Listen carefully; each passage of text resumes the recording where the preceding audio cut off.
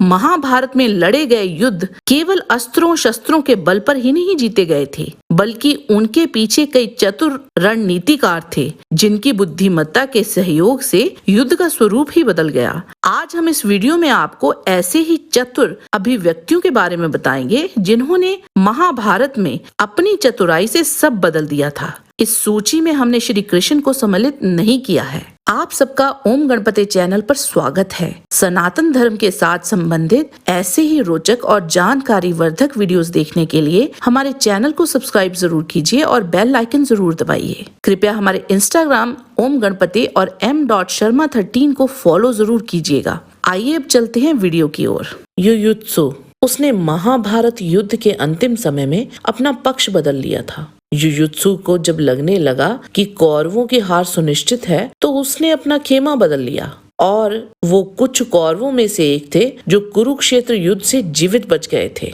और पांडवों के प्रस्थान के बाद उन्हें परीक्षित के कार्यवाहक के रूप में नियुक्त किया गया था। द्रुपद, पांचाल नरेश द्रुपद युद्ध कला के माहिर रणनीतिकार थे।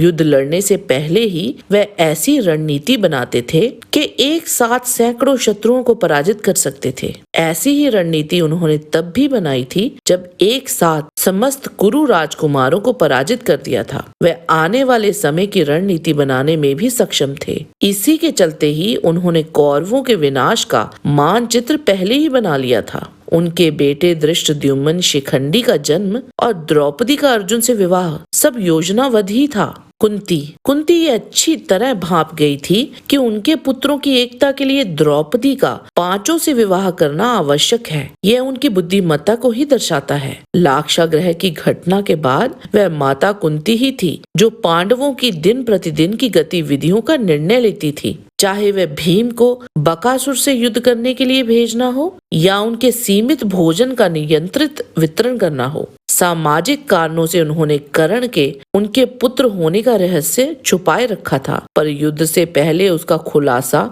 कर्ण के सामने तब किया जब उन्हें लगा कि अब इसकी आवश्यकता सबसे अधिक है, और उनके मांगे बिना ही कर्ण ने 4 भाइयों को ना मारने का वचन कुंती को दे दिया था। द्रौपदी इतनी बुद्धिमान थी कि बड़ी से बड़ी विपदा आने पर भी कभी उन्होंने पांडवों की एकता को भंग नहीं होने दिया, और बड़ी ही चतुराई से वह पांडवों के साम्राज्य की संपूर्ण वित्त संपत्ति का भी रखरखाव करती थी। और यह कोई आसान कार्य नहीं था, क्योंकि अर्जुन और अन्य पांडव उस समय लगातार कई राज्यों पर विजय पा रहे थे और उनकी संपत्ति दिन ब दिन बढ़ती ही जा रही थी। पर द्रौपदी ने ये कार्य बड़ी ही सरलता से कर लिया। अपनी चतुरता तथा बुद्धिमत्ता का प्रमाण उन्होंने द्वित सभा में भी दिखाया था, जब वहां बैठे वयोवृद्ध कुरुवंशियों की खामोशी पर उन्होंने प्रश्न उठाए थे। द्रौपदी ने पहले ही इस बात का अंदाजा लगा लिया था कि वहां धृतराष्ट्र से उन्हें कितने वरदान मिलेंगे, और बड़ी ही चतुराई से उन वरदानों को भागों में बांट भी दिया। सर्वप्रथम उन्होंने युधिष्ठिर को मुक्त करवाया, फिर अगले वरदान का उपयोग करते हुए बाकी पांडवों सहित उनके अस्त्र शस्त्रों को भी मुक्त करवा दिया,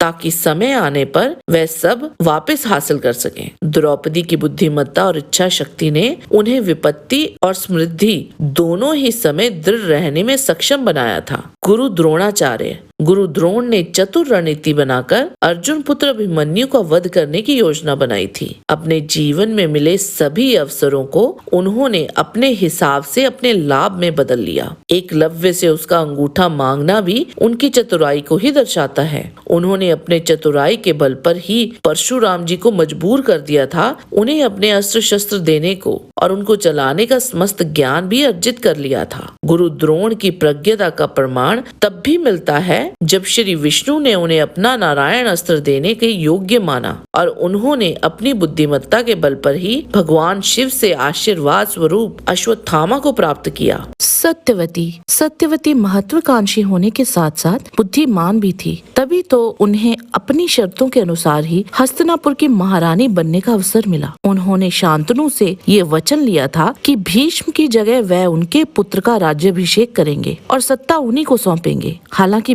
भीष्म उसके हकदार थे और इसी वजह से ही भीष्म ने भी आजीवन ब्रह्मचर्य का पालन करने की प्रतिज्ञा ले ली थी। शकुनी, गांधार नरेश शकुनी भी एक महान रणनीतिकार थे और दुर्योधन द्वारा पांडवों के विरुद्ध रचे गए हर षड्यंत्र के लिए मुख्यतः वही जिम्मेदार थे। उन्हीं की कूटनीति के कारण ही अन्य राज्यों के साथ दुर्योधन के अच्छे संबंध बने थे। शकुनी एक महान योद्धा भी थे और उन्होंने कुरुक्षेत्र युद्ध भी बड़ी बहादुरी से लड़ा था। उनके प्रयासों के कारण ही दुर्योधन विशाल सेना एकत्रित करने में सक्षम हुए थे। लगभग 11 अक्षौणी सेना का कौरव पक्ष के साथ आने के पीछे शकुनी का ही चतुर दिमाग था। विदुर, वह एक सिद्धांतवादी व्यक्ति थे और उन्होंने धृतराष्ट्र के मंत्री के रूप में अपना कर्तव्य निष्ठा पूर्वक निभाया था। उन्होंने हर अवसर पर राज्य की समृद्धि और बेहतरी के लिए अपने राजा को उचित सलाह दी थी। विदुर काफी बुद्धिमान भी थे। वह दुर्योधन की बुरी योजनाओं को पहले ही भांप गए थे और पांडवों को पहले ही चेता दिया था। उनके पास ज्ञान की कोई कमी नहीं थी और इसी का नतीजा था उनके द्वारा रचित विदुर नीति। वे अपने प्रिय एवं निकटतम लोगों को बड़ी ही निडरता से आईना दिखा देते थे,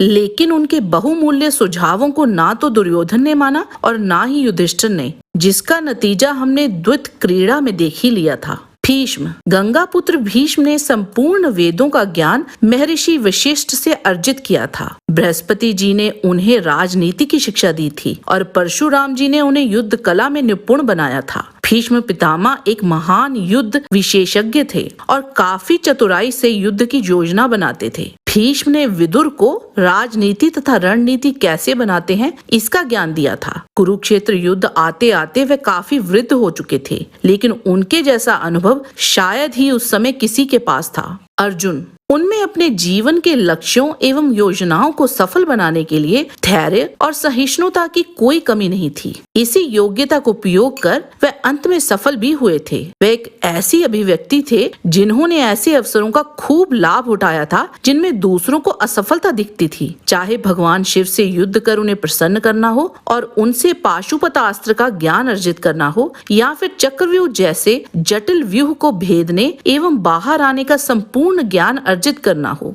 अर्जुन ने वर्षों तक स्वर्ग में रहकर इंद्र, कुबेर, यम और चित्रसेन से शिक्षा ग्रहण की थी और उस ज्ञान को समेटे रखना कोई आसान काम नहीं था। भगवान शिव से मिलने से पहले इंद्र ने उनसे बड़े ही कठिन सवाल पूछे थे, जिनका उत्तर उन्होंने बड़ी ही बुद्धिमत्ता से दिया था। गुरु द्रोण की दी गई हर परीक्षा में उत्तीर्ण रहे। उन्होंने जयद्रथ के सिर को बड़ी ही परिकलित तरीके से उसके पिता की गोद में गिराया था। अर्जुन इतने बुद्धिमान थे, तभी तो श्री कृष्ण ने भी अपने पुत्रों एवं पौत्रों को शिक्षा लेने के लिए अर्जुन के पास ही भेजा था। यहाँ तक कि श्री कृष्ण जब उन्हें गीता का ज्ञान दे रहे थे, तब उन्होंने बड़े ही जटिल प्रश्न श्री कृष्ण से पूछे थे, जो उनके ज्ञान और उनकी जिज्ञासा को दर्शाता है। युधिष्ठिर एक धर्मात्मा थे। किसी भी परिस्थिति में वे धार्मिकता पर अडिग रहते थे। वे स्थिर मन के व्यक्ति थे। यक्ष द्वारा पूछे गए सभी जटिल प्रश्नों का उत्तर उन्होंने बड़ी ही होशियारी से दिया था। वे इतने बुद्धिमान थे कि सुरोचन की सभी योजनाओं को भंग कर लाक्षागृह से जीवित बच निकलने में सफल हुए थे।